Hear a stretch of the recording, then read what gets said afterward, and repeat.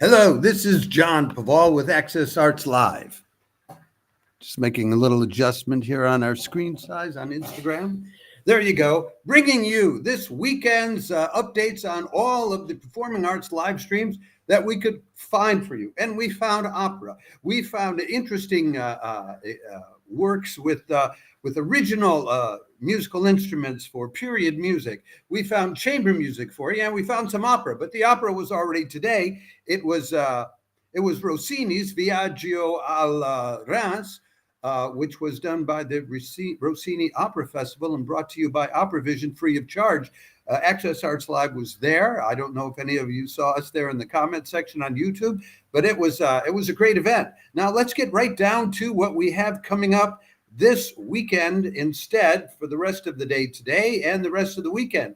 Coming up next in just about an hour and a half at 7:30 European time, 1:30 lunchtime on the East Coast, 10:30 late lunch on the West Coast. Stage Plus brings you Beethoven specialist Rudolf Buchbinder at the Grafenegg Festival, playing Gershwin's piano concerto. Buchbinder is the guy who goes around playing all 24 of Beethoven's sonatas, sometimes in as little as a week's time. He's played them all at least 60 times in concert. And well, we'll find out what a Beethoven specialist does with Gershwin's piano concerto in F. And the second half, they'll be playing a very different kind of 20th century genius composer, Schoenberg, his Pelléas und Melisande. So that's something to tune in for. That's on Stage Plus. Now, if you bought the Stage Plus 2-month subscription for €1, it cost you nothing at all. And you can still get that subscription today for the rest of their live streams that will be going on in August. If not, it's €9.90 or about $11. Then tomorrow, we're back again for the finale of the Orcus Island Chamber Music Festival on Orcus Island outside of Washington State. It's the usual mix and match of instruments. They've got the Slovenian star guitarist Mark Gergic playing a couple of pieces by Krajacic and playing in a Luigi Boccherini's guitar quintet. They'll also do a Cesar Franck sonata for cello and piano for something different, and then a Mendelssohn string octet. They really love to mix them up. And this too is free of charge. We give you the links to all of these things. And then the links in the comment section, they're all free of charge unless we note otherwise. Of course, now this concert would cost you $40 or $45 to attend in person. So they do welcome donations, which you can make on their web page. Okay, then we move from there to Sunday. This is for the bigger things. We're going to fill it in with other things later. Stage Plus at noon on Sunday, which is 9 a.m. At 6 o'clock on Sunday evening, which is 9 a.m., I'll start again. At 6 o'clock on Sunday, which is in Europe, which is noon on the East Coast, and 9 o'clock in the morning on the West Coast. Stage Plus is live streaming another concert. This is the conductor is Antonella Monaco, and he's conducting the Potsdam Kammer Academia, or Chamber Music Academy, for those of us whose German is a little rusty or non-existent. They will be recreating Mendelssohn's Midsummer Night's Dream, which I think is opus number 40. In the location where it first premiered in 1843 on commission by King Friedrich Wilhelm IV, the Neues Palais in Potsdam. So it might be interesting to tune in and see it performed in its original location. If you don't know what that wedding music is, you do know this piece from it. This is the wedding march. Da da da da, ba bum ba bum, ba bum ba ba bum ba bum ba dum ba bum. That's from that Midsummer Night. So for the second half of that concert, then Bavarian soprano and Mozart specialist Christian Karg will be taking a crack at Hector Berlioz's Nuit d'été, which was six songs based on 6 poems by Théophile Gautier. This is French 19th century romanticism at its height. It'll be interesting to see what a Bavarian Mozart specialist soprano has to do with that. So we've got a Beethoven specialist playing Gershwin, and then we have a Mozart specialist singing Hector Berlioz. Both of those I think are very interesting. Then finally, the last of these big events this weekend, the Lakes Area Music Festival is winding up on Sunday, playing music by Holst, Lacey, and Strauss. This is on Sunday at 3 in the afternoon, Central Daylight Time. They're in Brainerd, Minnesota, the Lakes Area Music Festival. It's the Lakes Area in Minnesota. And that will be 1 p.m. on the West Coast. That'll be 10 o'clock in the evening here in Europe, 10 o'clock your Sunday evening, and a very early 6 a.m. in the morning in Australia.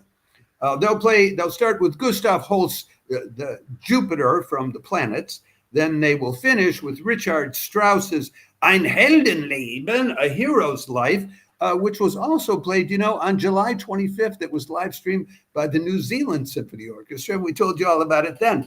In between, they're playing a piece that I want to tell you more about. It's the U.S. premiere of Lil Lacey's Aurora. Now, Lil Lacey is a Danish-American composer. She's about 40 years old, and she likes to mix up genres and things. So her first work was called Aliento del Mar. It was about the ocean tides, and it was for accordion and orchestra and plastic bags. Now this latest work was inspired by a sculpture called Aurora's Seger, which means Aurora's dawn, Aurora's victory, Seger. And Aurora means the dawn or the goddess of dawn. And this is a work by the sculptor Staffan Nylund, which is under what's called the Kvarnbron in Gävle, Sweden. Kvarn is a windmill and bron is bridge. So it's a windmill bridge in Gävle, Sweden. And this music is then supposed to get installed as a multi-channel sound installation under the bridge itself. That was supposed to happen in June, but I couldn't find out whether they've gotten it done yet or not. And it's the piece is dedicated to a singer and musician named Janis Makrigianis, who died young back in December of 2022. And Lil Lacey composed the piece while in mourning, pretty much immediately in mourning. And the music begins in the lowest register with the lowest sounding instruments in the orchestra, works its way up and ends up like with the bright sound of tubular bells, and a solo flute and a solo violin finish it off and then vanish into silence. So it's a beautiful piece. It's going to be conducted by Christian Reif. We've told you about him. He was with the San Francisco Symphony for 3 years, studied with Alan Gilbert at Juilliard, and hopefully you learned a lot from there. So that's it for the big set pieces of this weekend. But we are not done at all with just those, because there's more to come this weekend that I haven't told you about yet. So first of all, there are the 2 Sunday organ recitals this weekend. One from the St. Eustache Church in Paris, with played by Thomas Ospital, who's their resident tenured organist. He'll be playing some Jean-Adam Guillain, Marcel Dupré, and Franz Liszt. So that'll be lovely. And they always have great camera work for those live streams. And then there's Ewa Belmas playing, and now that's at 5 in the evening on Sunday, European time. So it's 11 in the morning on the East Coast and 8 a.m. on the West Coast. So tune in on your Sunday morning if you like it. And then just an hour and 15 minutes later, like right after the end of this, there's another organ recital at Ely Cathedral. And that's at 5:15 British time, which is 6:15 European time, 12:15 on the East Coast, 9:15 on the West Coast. And Ewa Belmas is this Ukrainian organist and soloist, now living in Canterbury, England. She's part of the diaspora.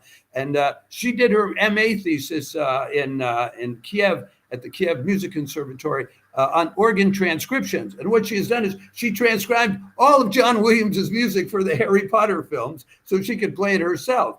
So that'll be a lovely, interesting concert, very young, very swinging. And the thing is, it's also part of a larger show she's put together, which has a narration and which has sand animations, a video of sand animations animating the stories that are being narrated, done by Alla Denisova, which is a Ukrainian colleague of hers. So you've got a very French organ recital, and then a very young, fresh, and new organ recital coming from Ely, England. Now, we're not done yet. There are two more events that I want to tell you about. The first of them, and they're both for people who are especially early music buffs. Now, the first one of these is Saturday at 2 p.m. Pacific Daylight Time, 5 o'clock Eastern Daylight Time, which is be like 1 in the morning, and that can't be right. Yeah, it's 1 in the morning in Europe, and 9 in the morning Sunday in Australia. This is Carol Leigh Breckenridge, who will be playing some Bach, Scarlatti, and Haydn on two pianos, a 1790 Viennese pianoforte and a Silbermann, a sort of English-style pianoforte, a copy of a piece that was made in 1749. And what she's going to be demonstrating is how these different keyboards affected the music and how it was played, how it was composed, and how it was played. So it's fascinating. And this is supported by a group called WEKA, the Western Early Keyboard Association, which is devoted to promoting greater knowledge and understanding of how these earlier keyboards, the clavichord, the harpsichord, the piano, and the organ affected composition and how the music that was composed in those times was meant to be heard. Now, this leads very naturally into an event on Sunday, which will be at noon Central European time, unfortunately very early, 6 in the morning on the East Coast, 3 in the morning on the West Coast, but a lovely 8 p.m. down under if you're following us from down under. And this will be the winner of the Chopin competition on period instruments, Erik Guo, doing a piano recital at the birthplace of Fryderyk Chopin in Żelazowa, Wola, Poland. Now, I'm sure if you know much about piano, you probably have heard of the International Chopin Piano Competition, which has been going on every 5 years since 1927, and many stars have come out of it. In fact, the last one, the guy who won it in 2021 was Bruce Liu, and we told you about Stage Plus live streamed him doing a recital at the Klavier Festival Ruhr back July 6th, and I'm telling you, I tuned in for it. It was fantastic. That guy was just burning up that keyboard. That guy could do anything. He did like sonatas by everybody he could think of. Because, well, why not? I can do it, I mean, it was just a young guy really showing off. But anyway, starting in 2018, the Chopin people have come up with another competition, which is on period instruments. And the people who make it to the finalists are given a choice of like 6 pianos that they can play their final on. And one of them's an 1842 Pleyel. There's a Buchholz copy of an 1825 piano and a Graf piano that dated from 1835. So Guo chose to do Chopin's concerto in E minor on the 1842 Pleyel, and he won. So he's 22 years old. He's a Canadian, just finishing up at the Royal Conservatory of Music in Toronto. And the CBC, the Canadian Broadcasting Company, named him one of the 30 hot Canadian classical musicians under 30 in 2019. So, and after winning that award, they sent him on like a 10-month, a 10-country or 10-month recital and concert series. So he started playing with a lot of orchestras and all of that. It should be really interesting. Well, that's all we have for you this weekend. It's a nice full roundup of all different kinds of things. I hope you've enjoyed hearing about it. We would encourage you once again, if you get a chance, go over to Facebook and follow us on Facebook. We need 100 followers on Facebook in order to put this live stream live on Facebook. And we're over 90 now. So we're just crawling up to the top. And it would be lovely if we can include it, because this live stream already goes out on X, it goes out on YouTube, it goes out on Instagram and on LinkedIn and Twitch. So we're all over the place, but we'd love to be on Facebook because it's very easy to rechannel the Facebook thing to a lot of other pages. And we're here to build the largest possible audience for live streams of the performing arts online. And the more people watch, the more of it we'll have. And to me, whenever I'm at a concert and there are like 500 people or 1,000 people, and we're all really thrilled with what we're hearing, I can't help but thinking, wow, wouldn't it be great if there were 1 million of us? there was a pianist at the Olympic opening ceremonies, and there were articles about how he was heard playing. He was playing in the rain.